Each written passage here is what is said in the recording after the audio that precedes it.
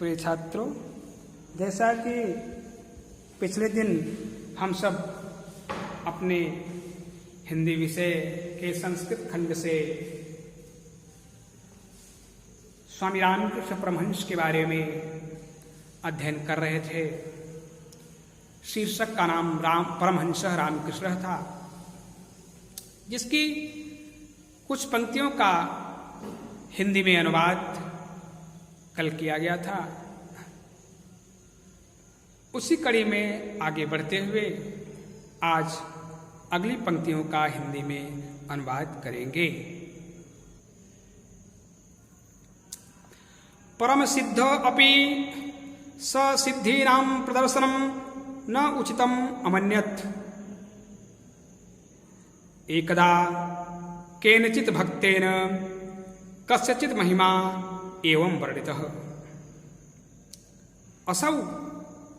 असौ महात्मा पातुकाभ्यां नदीं तरति इति महतो विस्मयस्य विषयः। परमहंसः रामकृष्णः मंदम् अहसत् अवदत् च। अस्याः सिद्धेः मूल्यं पदद्वयमात्रम्। पदद्वयेन नौकया सामान्यो जनः नदीं तरति। अनया सिद्धया केवलं पदद्वयस्य लाभो भवति। किं प्रयोजनम् एतादृशाः सिद्धेः प्रदर्शनेन?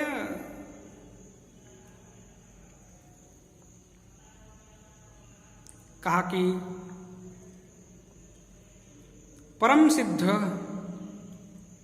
परम सिद्धि अपि ससिद्धीनां प्रदर्शनम न उचितम अमन्यत। माने परम सिद्धि के होते हुए भी स्वामी रामकृष्ण परमहंस एक सिद्ध पुरुष थे, लेकिन सिद्धि को प्राप्त होते हुए भी वह सिद्धियों का प्रदर्शन करना उचित नहीं मानते थे।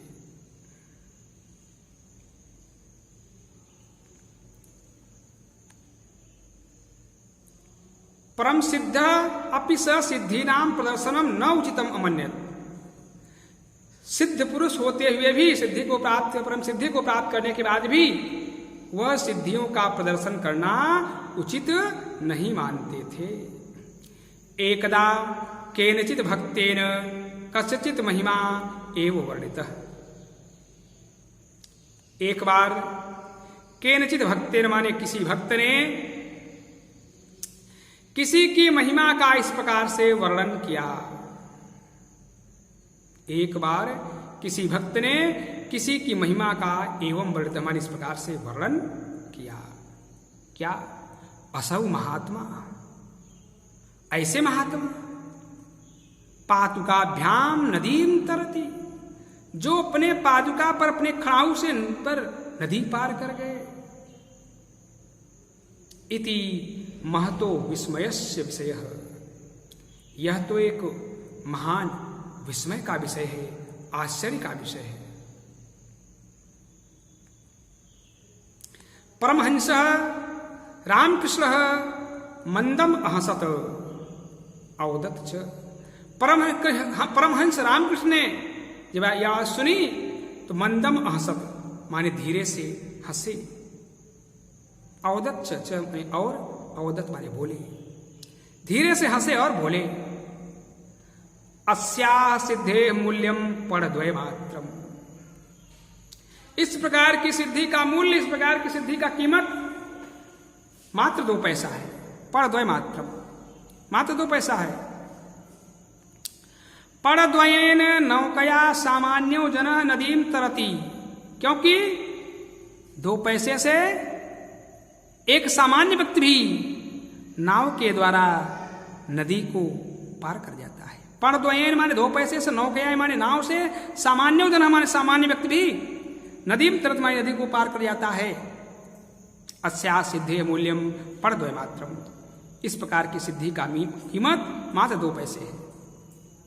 पदद्वयेन नौकया सामान्यो जनः नदीं तरति। 2 पैसे से एक सामान्य व्यक्ति भी नाव के द्वारा नदी को पार कर जाता है। अनया सिद्धया केवलम पणद्वयस्य लाभो भवति। इस प्रकार की सिद्धि से मात्र पणद्वय माने 2 पैसे का, द्वय माने 2, पण यानी पैसा, मात्र 2 पैसे का लाभ होता है। इस प्रकार की सिद्धि से मात्र 2 पैसे का लाभ होता है। किम प्रयोजनम एतादृशा सिद्धे प्रदर्शनेन। किम प्रयोजन, क्या प्रयोजन है, क्या मतलब है इस प्रकार की सिद्धि का प्रदर्शन करने से, माने इस प्रकार की सिद्धि का प्रदर्शन करने का क्या मतलब हुआ। फिर से देखेंगे। परम सिद्धो अपि सह सिद्धि नाम प्रदर्शनम न उचितम अमन्यत। परम सिद्धि के होते हुए भी वह सिद्धियों का प्रदर्शन करना उचित नहीं मानते थे। एकदा केनचित भक्तेन कस्यचित महिमा एवं वर्णितः। एक बार किसी भक्त ने किसी की महिमा का इस प्रकार से वर्णन किया। एक बार किसी भक्त ने किसी की महिमा का इस प्रकार से वर्णन किया। असौ महात्मा, ऐसे महात्मा पादुकाभ्याम नदीम तरती, जो पादुका से, जो अपने खड़ाऊ से नदी को पार कर गए। इति महतो विस्मयस्य विषय। यह तो एक महान विस्मय का विषय है, आश्चर्य का विषय है। परमहंस रामकृष्ण मंदम अहसत अवदत च। परमहंस रामकृष्ण धीरे से हंसे और बोले, अस्या सिद्धेह मूल्यम पणद्वय मात्रम। इस प्रकार की सिद्धि का मूल्य या इस प्रकार की सिद्धि का कीमत मात्र 2 पैसा है। पण माने पैसा, द्वय माने 2, मात्र 2 पैसा है। पणद्वयेन 2 पैसे से नौकया सामान्यो जनः नदीम तरति। नौका से एक सामान्य व्यक्ति भी नदी को पार कर जाता है। अनया सिद्धया केवलम पणद्वयस्य लाभो भवति। इस प्रकार की सिद्धि से मात्र 2 पैसे का ही लाभ होता है। किम प्रयोजनम एतादृशा सिद्धे प्रदर्शनेन। क्या प्रयोजन है, क्या मतलब है इस प्रकार की सिद्धि का प्रदर्शन करने से। रामकृष्ण से विषय एवं विधा बहवः कथानका प्रसिद्धा सन्ति। इस प्रकार से रामकृष्ण के विषय में बहुत से कथानक प्रसिद्ध हैं। कहते हैं स्वामी रामकृष्ण परमहंस के जीवन के अंतिम समय में वह कैंसर रोग से पीड़ित हो गए थे और स्वामी रामकृष्ण परमहंस इतने सिद्ध पुरुष थे कि उनकी वार्ता स्वयं मां काली से होती थी। लेकिन जब वो पीड़ा से ग्रसित हुए, इस रोग से ग्रसित हुए, एक कक्ष में अपने अकेले रहते थे। उस समय किसी से मिलना जुलना उनका बहुत कम होता था।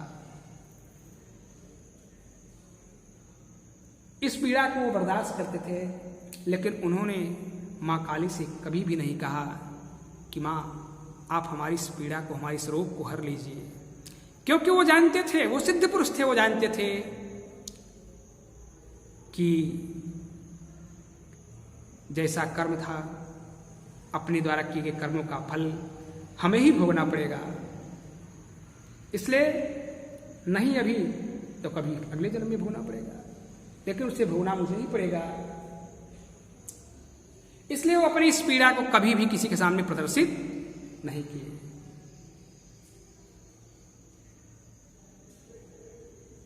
उस पीड़ा को अकेले ही वो सहते रह गए। अंततः कोई उनका शिष्य था जो कि ईश्वर से प्रार्थना किया, तो उन्होंने बताया कि इस पीड़ा को फिर उन्हें अगले जन्म में भोगना पड़ेगा। इस पर उनके शिष्य ने सोचा जब उन्हें भोगना ही पड़ेगा तो फिर उसे इसी जन्म में भोग ले, आगे क्यों रखे। तो इस प्रकार से रामकृष्ण परमहंस के बारे में अनेक कथानक प्रसिद्ध हैं। रामकृष्ण से विषय एवं विधा बहवः कथानका प्रसिद्धा सन्ति। इस प्रकार से स्वामी रामकृष्ण परमहंस के विषय में बहुत से कथानक प्रसिद्ध हैं। आजीवनम स आत्मचिंतने निरत आसीत। आजीवन यानी पूरे जीवन वह आत्मचिंतन में निरत रहे, हमारे तल्लीन रहे, लगे रहे, पूरे जीवन वह आत्मचिंतन में लगे रहे। अस्मिन विषय, इस विषय में